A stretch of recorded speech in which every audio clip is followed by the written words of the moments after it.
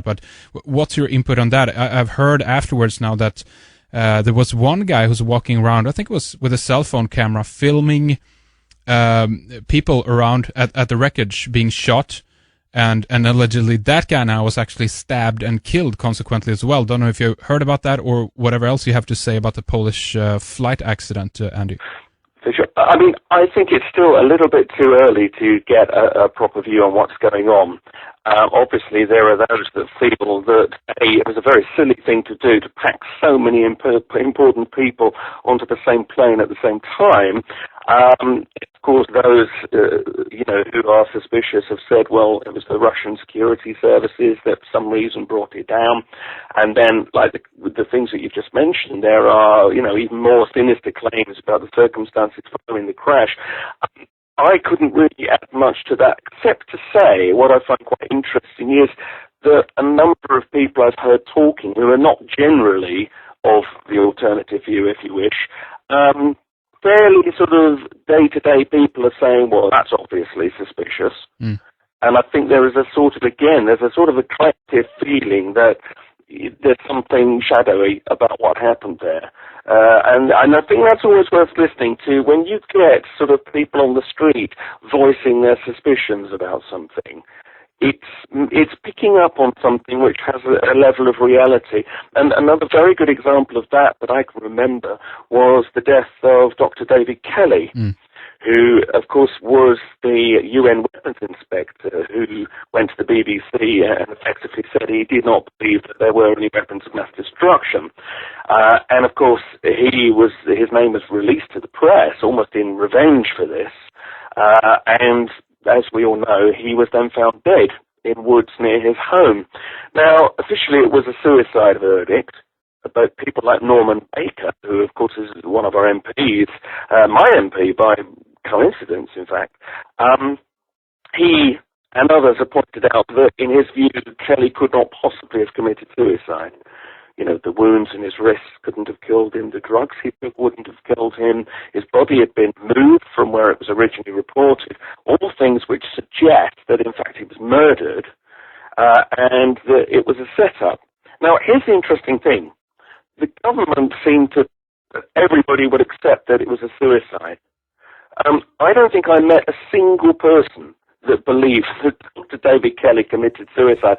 On the very day of the announcement, everybody was saying, well, he was obviously killed. Yeah. And that's the thing, is that in their heart of hearts they know.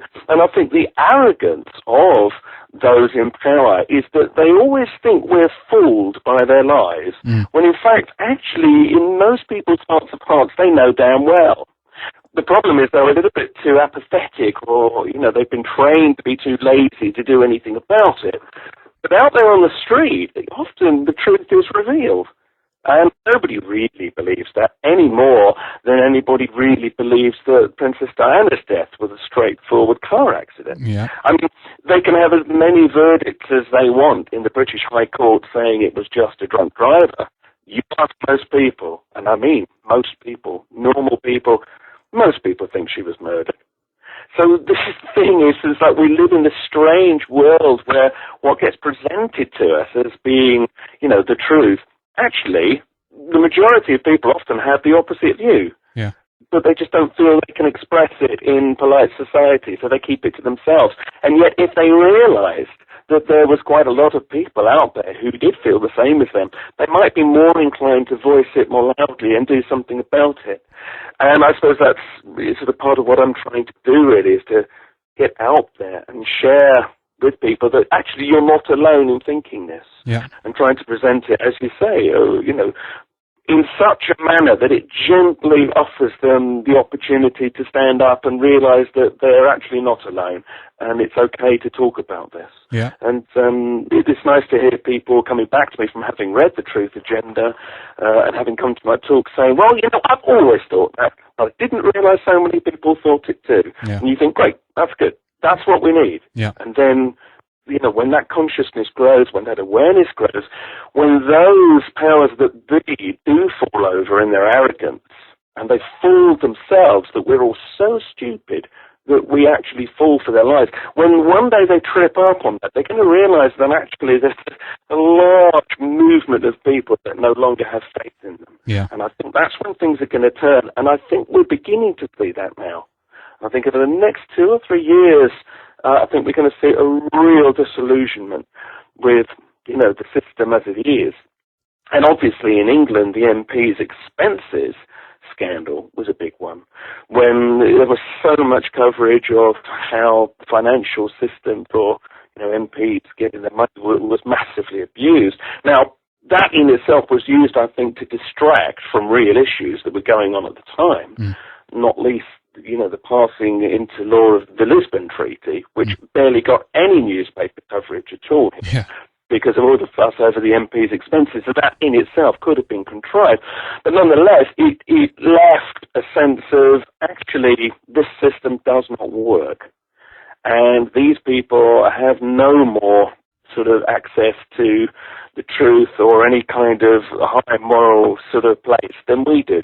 And I think there's been a levelling there. And it's certainly interesting. Britain is not the same country it was on that score 2 or 3 years ago. And the problem maybe is that, of course, plays into some people into looking towards more control from Europe as a solution. Yeah. And, of course, some have wondered if that isn't the point. If we all lose faith in our leaders over here, plus our financial system is very damaged, which is certainly, Britain has suffered more than many European countries, does that make us more susceptible to having to join the euro, which, of course, some people think is a good thing, but, of course, others think is a step towards a federal superstate, which they don't think is a good thing. This is the problem. It's hard to know what is contrived sometimes, and hard to know what is just things genuinely going wrong that nobody expected. Yeah. And I suspect the truth is somewhere between the two, and you have to be very, very discerning to see which might be which before you start shouting too loudly about it. But again, if it can just create a debate, maybe we'll get closer to the truth. Absolutely, and get more people involved in the discussion, because again, everyone adds something to the discussion almost as well. In that sense, in many cases, it could be about people who have been involved on the inside, but they haven't thought about these things, because ultimately it's about connecting the dots, making the big picture here as well.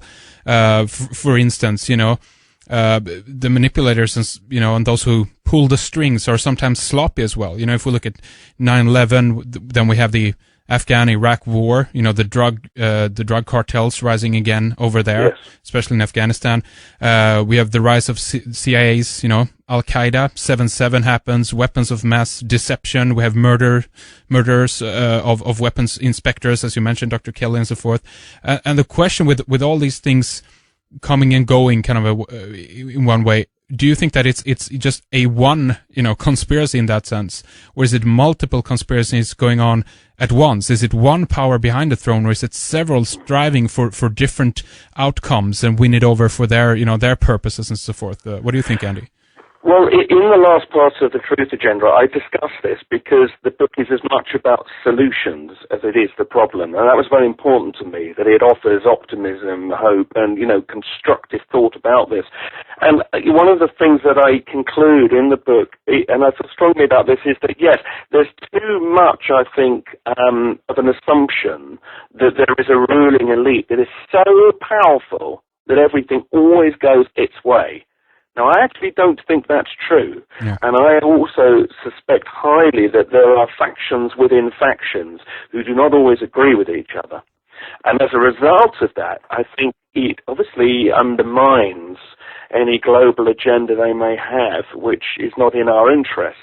No, I think that although there probably is a general shift towards world government and superstates and obviously, much more binding control and surveillance, I think there is disagreement within it. And I don't think that everything always works to this one holy plan.